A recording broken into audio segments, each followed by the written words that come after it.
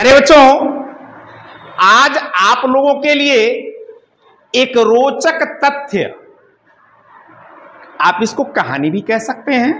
कारण है उसका कि अकबर और बीरबल, इनके लिए एक किस्से नहीं, आप लोग अनेक किस्से कहानियों में सुने होंगे। और सुनने में केवल सुनना नहीं है, आप इनको अगर ध्यान से देखेंगे तो आप लोगों के लिए बहुत बड़ी सीख मिलती है, बहुत बड़ी सीख मिलती है। हालांकि यहां थोड़ा सा मजाकिया, कभी कभी मजाकिया शब्दों का भी प्रयोग कर लिया जाता है या कर लिए गए हैं, लेकिन सीख के लिए भले ही वो मजाकिया हैं, लेकिन सीख तो निश्चित रूप से हमको मिलनी ही मिलनी है। तो कैसे मिलती है सीख, इन लोगों के बीच क्या वार्ता हुई, आइए हम आप सभी बच्चों से ही इस कहानी को पढ़वा करके और फिर अंत में आपको बताते हैं क्या इसमें रोचक तथ्य निकल करके सामने आया। तो शुरू करते हैं, बुलाते हैं हमारे इस क्लास की बड़ी ही प्यारी एक बच्ची है जिसका नाम है शिवानी। आओ शिवानी बेटा, आ जाइए आप। एक दिन अच्छी धूप से में अकबर और बीरबल महल के बगीचे से में आराम से टहल रहे थे। बीरबल की बुद्धिमानी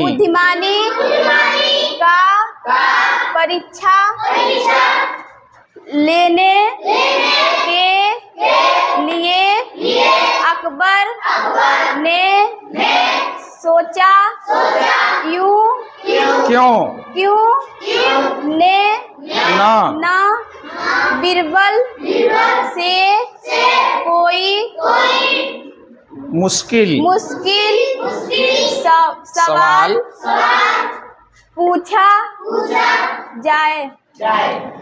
तो देखिए, यह बच्ची जो है कहीं कहीं भटकी है, कारण है उसका, और कोई बात नहीं है। कारण है लोग पैसे तो खर्च करते हैं लेकिन सही स्थान को नहीं चुनते हैं। तो प्यारे बच्चों, हम अगले भाग को पढ़वाने के लिए दूसरे बच्चे अनुभव को बुला रहे हैं। तो अनुभव, आइए आप पढ़ाइए अगले भाग को। बादशाह ने बीरबल से पूछा हमारे राज्य में कुल कितने कौवे हैं? कुछ ही मिनटों में बीरबल ने जवाब देते हुए कहा, महाराज हमारे यहाँ 80,971 कौवे हैं। बहुत सुंदर, बहुत सुंदर। अनुभव ने अच्छा पढ़ाया है, आप लोग ताली से इनका स्वागत करें। तो हम कहानी के अगले भाग को पढ़ने के लिए बुलाते हैं इस क्लास के, इस कक्षा के सबसे बेहतर और अनुभवी छात्र को। तो आजा बेटा, आलोक आ जाओ आप। जवाब सुनकर राजा अकबर हैरान हो गए और फिर उन्होंने पूछा, अगर इससे ज्यादा हुए तो बीरबल ने जवाब दिया तब हो सकता है वे दूसरे राज्यों से आए होंगे। राजा अकबर ने पूछा, अगर कम हुए तो? बीरबल ने मुस्कुराकर जवाब दिया, वे दूसरे राज्यों में चले गए होंगे। यह सुनकर अकबर बीरबल की मजाकियापन, चतुराई और वाक्टूटता पर खुश हुए। बहुत सुंदर, आप ताली से इनका स्वागत करें। अब इसी कहानी को पढ़ने के लिए हम अगले बच्चे को यानी राजन को बुलाने जा रहे हैं। तो राजन आइए, पुनः इस कहानी को पढ़ाइए। एक दिन अच्छी धूप में अकबर और बीरबल महल के बागीचे में आराम से टहल रहे थे। बीरबल की बुद्धिमानी की का परीक्षा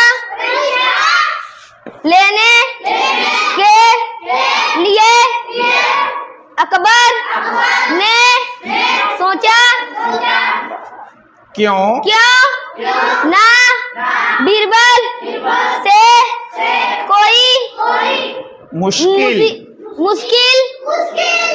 सवाल पूछा जाए। बहुत सुंदर, तो ताली बजाएं, तालियों से इनका स्वागत करें। हम अगले भाग को पढ़ाने के लिए, कहानी के अगले भाग को पढ़ाने के लिए अंश को बुला रहे हैं। तो अंश आइए।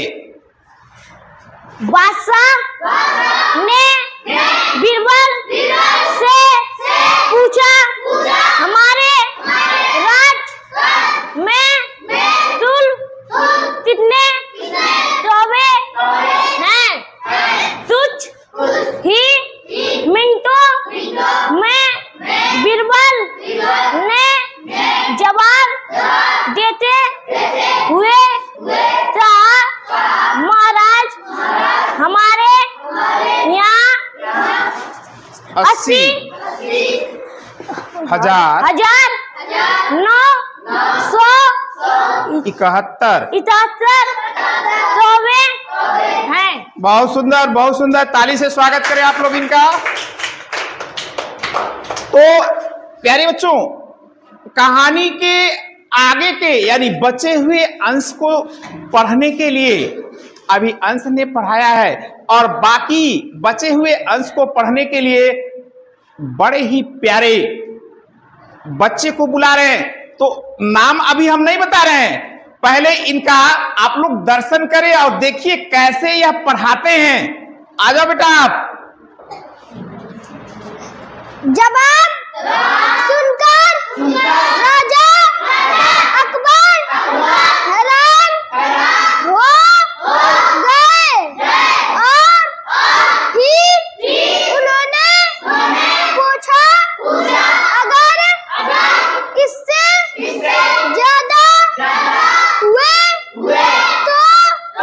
बीरबल ने जवाब दिया, तब हो सकता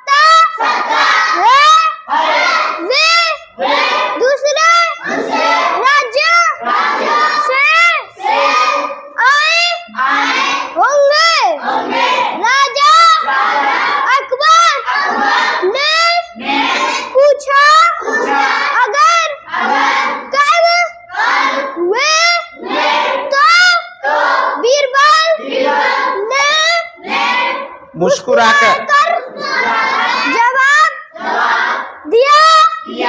वे दूसरे राज्यों में चले गए होंगे। यह सुनकर अकबर बीरबल की मजाकियापन, चतुराई और वाकपटुता